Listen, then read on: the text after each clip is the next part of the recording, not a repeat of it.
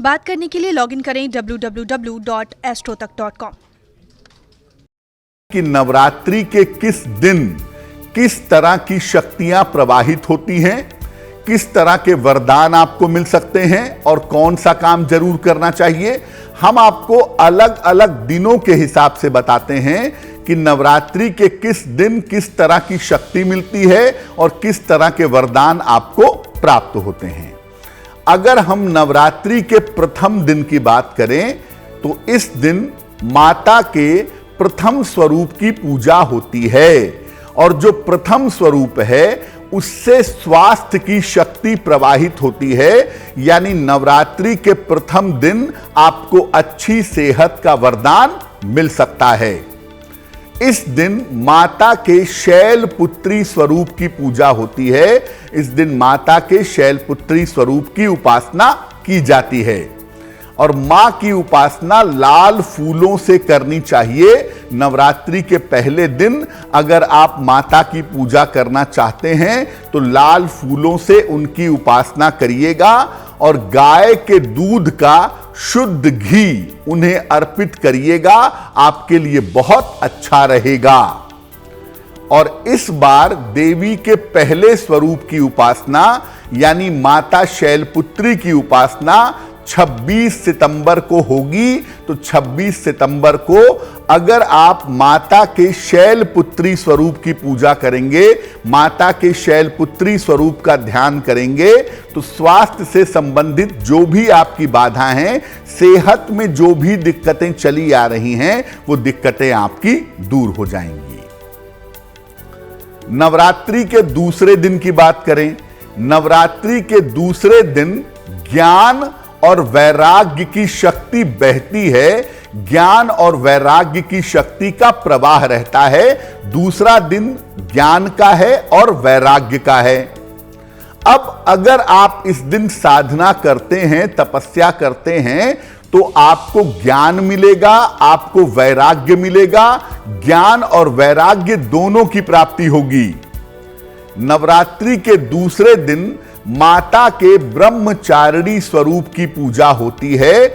अगर आप नवदुर्गा के स्वरूप को समझना चाहें तो माता ब्रह्मचारिणी त्याग की और तपस्या की देवी हैं।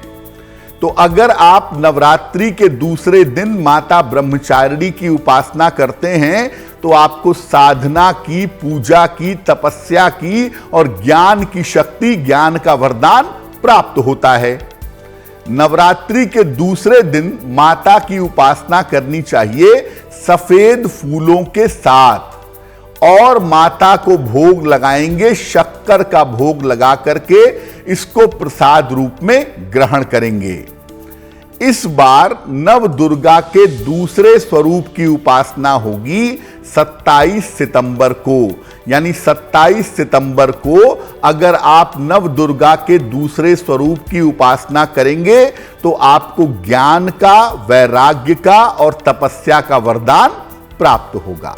अब बात करते हैं नव दुर्गा के तीसरे दिन की, तृतीय दिन की, और जानते हैं कि देवी के तीसरे स्वरूप का महत्व क्या है। देखिए, नवरात्रि के तीसरे दिन का जो दिन है, उस दिन जो शक्ति बहती है या जो शक्ति मिलती है वो होती है साहस की और आत्मविश्वास की। यानी आपके अंदर साहस पैदा होगा, आपका कॉन्फिडेंस मजबूत होगा। ये शक्ति नवरात्रि के तीसरे दिन मिलती है, यानी यही वरदान आपको मिल सकता है।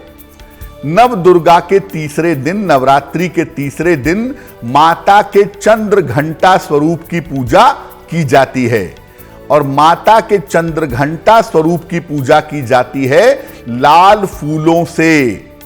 साथ ही साथ माता को दूध या दूध से बनी हुई मिठाई का भोग भी लगाया जाता है।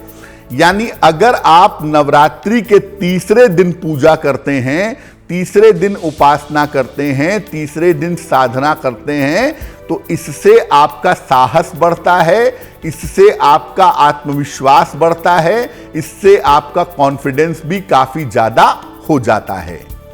इस बार तीसरे स्वरूप की जो उपासना होगी वो होगी 28 सितंबर को, यानी माता के चंद्रघंटा स्वरूप की पूजा इस बार 28 सितंबर को की जाएगी और इस दिन आपको शक्ति का, साहस का और आत्मविश्वास का वरदान प्राप्त होगा। नवरात्रि के चौथे दिन की बात करें, जिस दिन देवी के चतुर्थ स्वरूप की पूजा होती है। नवरात्रि के चौथे दिन जो शक्ति आती है वो शक्ति होती है बुद्धि की, वाणी की और प्रखरता की। नवरात्रि के चौथे दिन बुद्धि, वाणी और प्रखरता की शक्ति मिलती है। इस दिन माता के कूष्मांडा स्वरूप की पूजा की जाती है।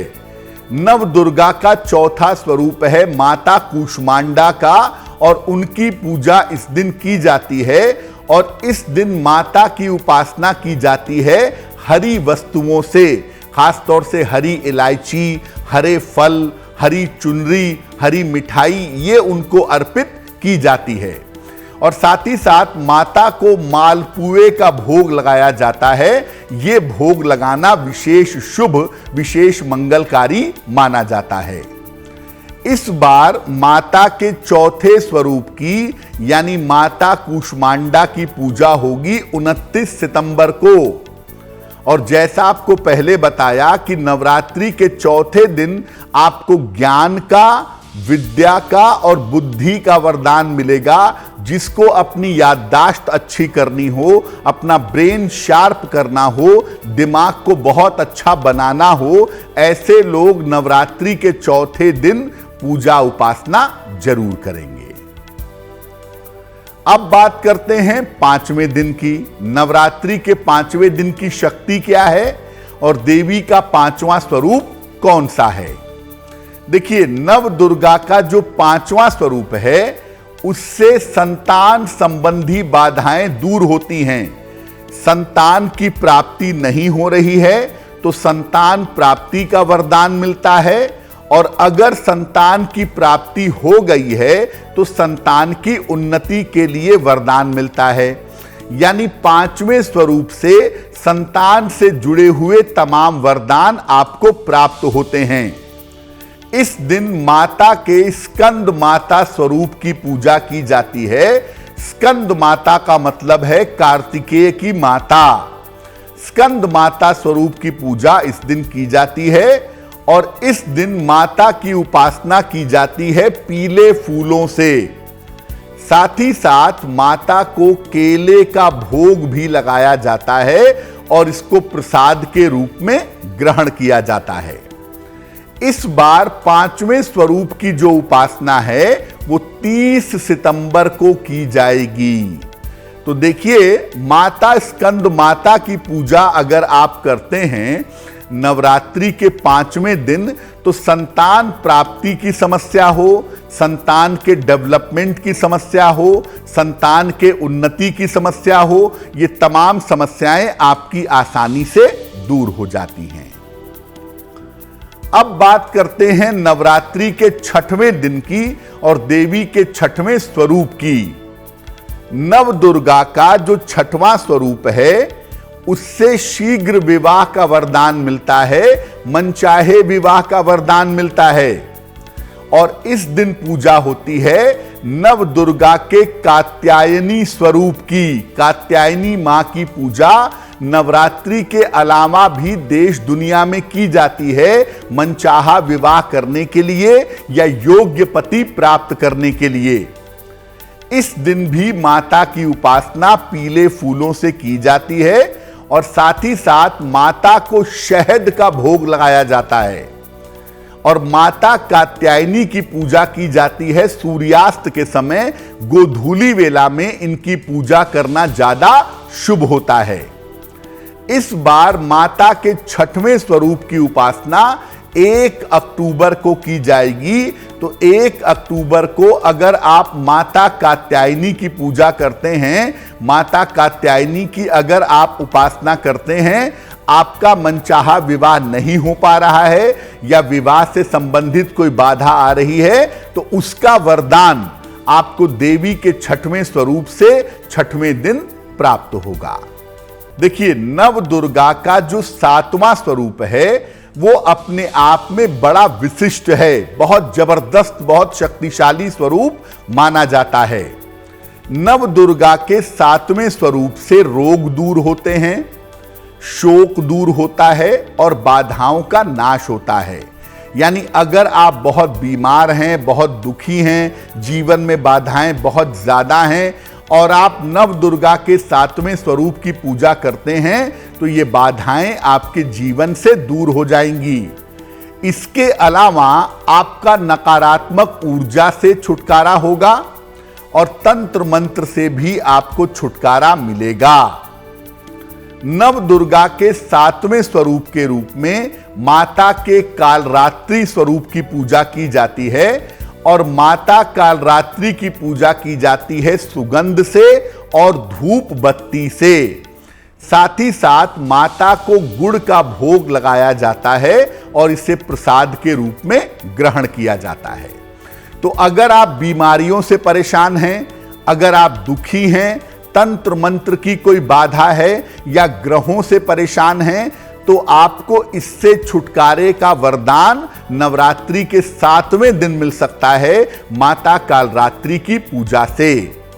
और इस बार माता के 7वें स्वरूप की उपासना 2 अक्टूबर को की जाएगी। माता के 7वें स्वरूप की उपासना से रोग का, शोक का, तंत्र मंत्र की समस्याओं का नाश होगा। बात करते हैं नवरात्रि के 8वें दिन की और देवी के 8वें स्वरूप की। देखिए, नवरात्रि के 8वें दिन मनचाहे विवाह का और सुखद वैवाहिक जीवन का वरदान आपको मिल सकता है। अगर आप मनचाहा विवाह करना चाहते हैं, चाहती हैं, या आप चाहते हैं कि आपका वैवाहिक जीवन अच्छा हो, आपका वैवाहिक जीवन सुखद हो, तो इसके लिए वरदान आपको नवरात्रि के 8वें दिन मिल सकता है। इस दिन माता के महागौरी स्वरूप की पूजा की जाती है। माता का महागौरी स्वरूप अपने आप में बड़ा विशेष है और माता की पूजा की जाती है सफेद फूलों से, व्हाइट फ्लावर्स से। साथ ही साथ माता को नारियल का भोग लगा करके उसे प्रसाद रूप में ग्रहण किया जाता है। तो अगर आप मनचाहा विवाह चाहते हैं या आप चाहते हैं कि आपका वैवाहिक जीवन अच्छा हो, तो नवरात्रि के 8वें दिन देवी के 8वें स्वरूप यानी माता महागौरी की पूजा करें, आपके लिए बहुत शुभ रहेगा। और इस बार माता के 8वें स्वरूप की पूजा 3 अक्टूबर को की जाएगी। बात करते हैं 9वें स्वरूप की, 9वें दिन की। नव दुर्गा के 9वें स्वरूप की पूजा करने से मुक्ति मोक्ष मिल सकता है, समस्त सिद्धियां आपको मिल सकती हैं। और नवरात्रि के 9वें दिन माता के सिद्धिदात्री स्वरूप की पूजा होती है और इनकी पूजा अलग अलग रंग के फूलों से, विभिन्न रंग के फूलों से करनी चाहिए और माता को काले तिल का भोग लगाना चाहिए। इस बार माता के 9वें स्वरूप की पूजा 4 अक्टूबर को होगी, जिसको करके आपको मुक्ति मोक्ष का वरदान मिल सकता है।